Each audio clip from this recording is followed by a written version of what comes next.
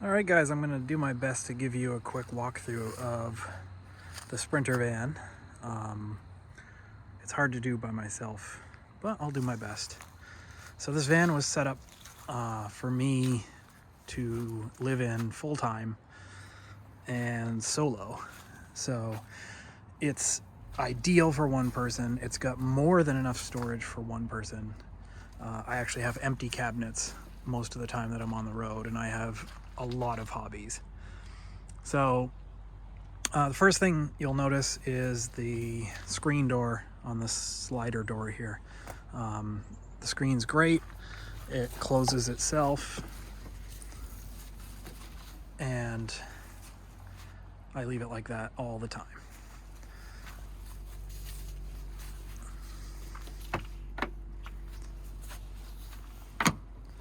I had this box built, and it's super nice marine grade plywood. Hasn't been painted yet. I didn't want to paint it in case somebody didn't want it painted. It's an amazing amount of storage, but it wasn't built for storage. It was built as a place to sit because I often have two people in the van. So one person can easily sit here while the other person sits here, and you can hang out and have a conversation, have dinner, whatever. Works perfectly. So the passenger seat swivels 180 degrees, and this is what I use to work on my laptop during the day. So this table swivels both 360 degrees like this, and it also moves side to side. So if you needed more counter space while you were prepping food, for example, you can just have this table right here, and it's perfect for that. And you can also replace this tabletop with something larger, and you'd be able to have it so that the bench seat here and the swivel seat have like a dining table. This table can just be swapped out for any tabletop, and when it's not in use and the seat is swiveled around the other way for a passenger, the tabletop just pops right off and slides in right here behind the driver's seat. The galley has a super deep sink, so you're never splashing anything around. It's great to like store stuff in when you're not using it, and it just happens that this tabletop fits right over the sink and stays in place because of the bracket that's holding it to the lagoon mount here. So the tabletop is a cutting board and can be put right over the sink, which is great. Has a Whale Pump Faucet, which is extremely common in sailboats, and it has this Wedgwood Vision propane 2-burner stove that's powered by the 5-gallon propane tank under the van. It's only got 2.5 gallons at a time in it because it's mounted sideways, so it's basically a 2.5 gallon propane tank. It's got an angle fridge here, and this just has a latch that holds it shut, and it's got a freezer inside, and it's got 2 shelves. I only have one in there right now, and then 2 shelves here on the side. There is a huge vertical cabinet here. This cabinet I use for laundry. So it has a pull-out basket, which I keep laundry in, and I keep my laundry detergent and other stuff under there. It's perfect for that. Allows you to do laundry less often because you have a giant storage place for it. These top 2 drawers are for kitchen stuff, so pots and pans and dishes in this one, and everything else in this one, utensils. As far as the bedroom goes, it's got a full-size memory foam mattress here, and it's got 3 drawers for clothes. This drawer here has a pull-out toilet that's never been used. It's still sealed. And then that drawer there is where I store all my shoes.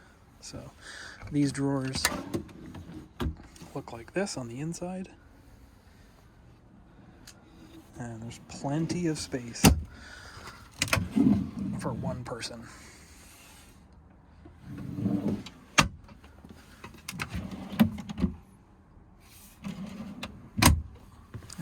here you can see the pull-out Thetford toilet and shoe storage. So this bench seat here and storage cabinet is not attached to anything intentionally. It doesn't move because it was built out of such heavy wood. So it stays in place, but when you want to move it, you can simply just slide it forward. And then you can access this cabinet here. And this cabinet is massive. It goes down to the floor level. So there's a 24 pack of LaCroix, a second one, and then all of this storage here. And I'm not even using all of it. So you can see how big it is. I normally use that as backup food storage, so I don't have to go back to the garage as often. The van has 3 windows that open. So there's one here in the galley. And there's a second one on this side of the bed to pull in cool air at night.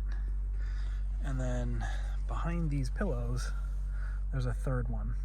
So at night, to cool the van when you're sleeping, you have a ceiling fan here, and you have a second one here. This is the Max Air with rain sensor, which is the nicest one you can get. And this one opens and closes automatically. And if it were to rain, the fan will shut itself. And so basically I leave this on 24/7. And if I'm out hiking and I come back to the van and it had rained, it will have shut itself. So you don't have to worry about anything with it. This fan has a remote, which is right there, so you can control it while you're in bed without getting out of bed. And so at night, the van is usually more than cool enough by opening these 2 windows and pulling in cold air. That mesh net in the back is to hold the 2 pillows in place when you're sleeping, because if you've ever had a Sprinter van before, you know that they will fall down behind the bed in between the doors. So that keeps them in place. As far as additional storage in here, above the galley, there's a huge reclaimed Douglas-Fir cabinet here. These open vertically like this, and that's where I store all my food. And there's a second one here, and this goes all the way to the back of the van. And there's just tons of storage space up there. So right here you have 2 outlets and you have 4 USB ports. These are powered if you have the inverter turned on. So you just go like this, and that provides power to your outlets during the day to charge whatever you need charged. There is also the solar charge controller here that has a USB outlet that's on 24 hours a day. So you can use this to charge your phones or your iPads or your cameras or whatever you need without ever having to turn on the inverter. This is the thermostat for the heater. It's got the SPAR diesel heater, which uses the diesel in the van to power the heater. The thermostat's here, and the heater is right there underneath the passenger seat. And that heats the whole van up in about 5 minutes from below freezing. That heater is powered by its own battery, so it never affects the batteries for the inside of the van, and that battery is right here under the passenger seat. And this battery is bolted down because I take the van to Baja, so custom brackets were made that bolts it to the frame of the van and keeps it in place when I'm on these pretty gnarly roads. The whole van is powered by solar, so the fridge runs 24/7 on the solar batteries. All the lighting runs 24/7 on the solar batteries, and it never runs out of power. I can be charging my MacBook during the day while I'm working, and I can be charging all my cameras and my flashlights and my phone and everything, and I never run out of power, as long as I'm not doing all of that at night when it's not generating anything. So conveniently, right underneath these power outlets is a storage compartment, and in this storage compartment is where I just keep all my electronics. It's pretty deep. I don't know, maybe 10 inches deep, 8 or 10 inches deep. So you can stick your speakers and your flashlights and all your camera batteries and your charging cords and all that stuff in there. And I kind of just hide it out of sight with one of these covers that also doubles as a sunshade for the fans. All the windows have these black insulating curtains. They are total blackout, and there's one here, one for that one, and one for the galley, and they completely black out so you can sleep late, and they're also insulated. This is the largest storage compartment inside the van. More reclaimed Douglas fir. This one opens vertically, and you can see how huge this storage space is. It's essentially the depth of a brown paper grocery bag. So if you were to line up, like, I don't know, 6, 7, 8 grocery bags side by side, that's how much storage space you have here. So typically I will store all the clothes that don't fit in the drawers down below, or stuff that I don't need to access super often, extra sheets, winter clothes, and all that. I'll store it in this cabinet. You can use whatever you want though. And that just closes like that. This here is a mount which holds my iPad, which I use as a TV. So that moves an infinite number of directions, and it's positioned perfectly so that during the day I can have the iPad facing here when I'm sitting here working, and at night when you're in bed you can just twist it around and have it facing you in bed. There are 3 light systems in here. So in the galley there's 2 LED lights here that are controlled by this switch, and then this switch here controls the heater for the water tank that's underneath the van, so that if you were below freezing you could just switch this on and that will heat the water tank and keep the water from freezing. And then over here, just as you step into the van to your left, you have 2 more light switches. One controls the 4 lights above the bed, and the other switch controls the 4 lights in the main living area. I just had these new seat covers put on. I got these shipped over here from Europe, and they just make the van look much nicer. So those are brand new as of this week. And this is the dash, which most people already know everything about.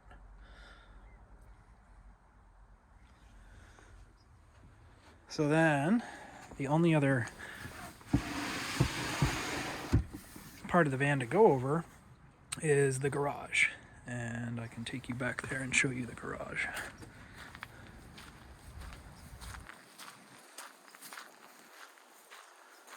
I apologize because there's a bunch of gear in here still. I haven't fully emptied it. But below the bed is this huge garage space. To the left here is the propane on-demand hot water heater for the shower. It has an outside shower. It has a super high strength trailer hitch. It has magnetic window covers. Those fold up or down. And there's a tray here next to your pillows in bed to store things like, if you have a phone holder or you want to put your phone down here.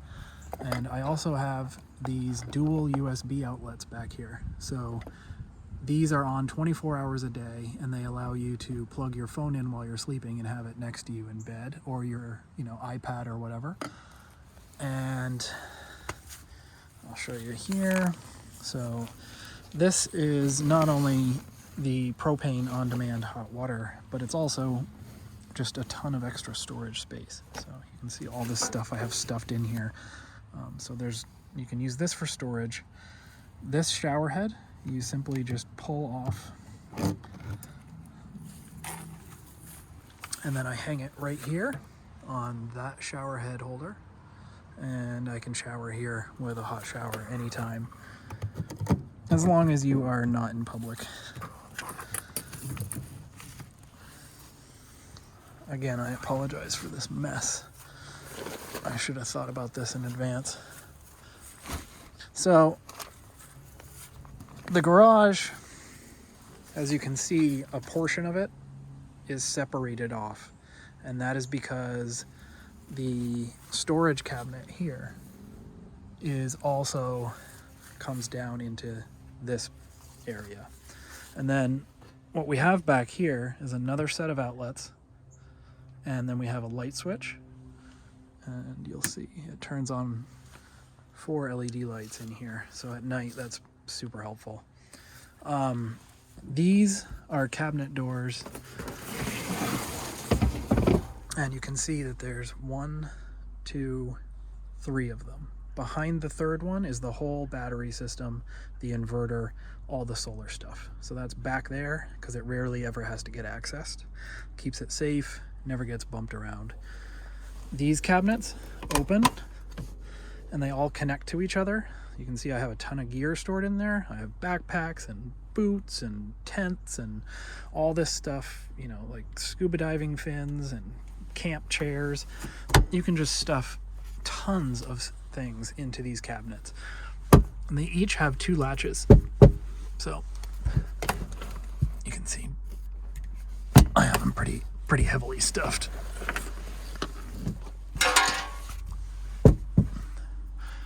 Up here you have storage for a shovel, which is great for getting yourself unstuck if you find yourself in some sand or something. And then these ratchet strap hooks up here at the top are to go across all of your gear and keep it in place when you're driving.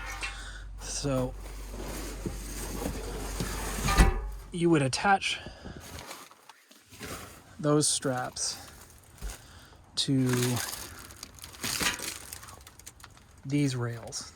So these rails have, you know, a dozen of these hooks, and these hooks can be moved anywhere you want along the track, and then you can simply ratchet strap all your gear right down to that. This has a fork mount for your mountain bike, so you can just put your bike right in here like this, and the front fork will mount right onto this. So typically the way I have that set up is I have my mountain bike here. I have cases, equipment cases like that. I have 3 of them, and those go right here. And then I have more than enough extra room in this center spot here. It also just happens to have a skateboard holder here. You don't need to keep that if you don't have a skateboard. And it's got a bike pump holder up there. So lots of storage space, more than you would need if you were living alone on the road. And then I'll just give you a quick overview of the outside of the van. A lot of people ask, these LED lights up on top, they don't actually do anything. They were there before the van was converted. And then on the outside you can see the Hankook Dynapro ATM off-road tires. Those are the best tires you can get. It's got the Illuminess ladder, which takes you up to the roof. It's got a door here, which is for filling up your fresh water tank. It's really convenient. You just stick the hose right in there and you fill up the tank. And I can show you the solar setup. So when I bought the van, it came with 200 watts of Renogy solar panels. And then what I did was add another 100 watts of the new type of solar panel. They're much smaller and more efficient. So it has 300 watts of solar now, and all that power gets brought in here and run down through there. That's the Max Air fan. That's the fantastic fan above the bed.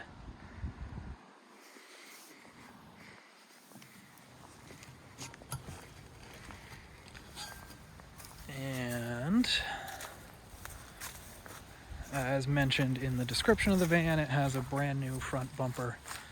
This bumper was added so that I could get the factory fog lights, and I had the original bumper removed and replaced with this one.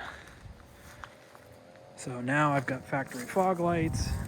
It's got brand new step, brand new license plate holder, and I had the factory fog light switch installed on the dashboard, so it's totally seamless. and that's right here.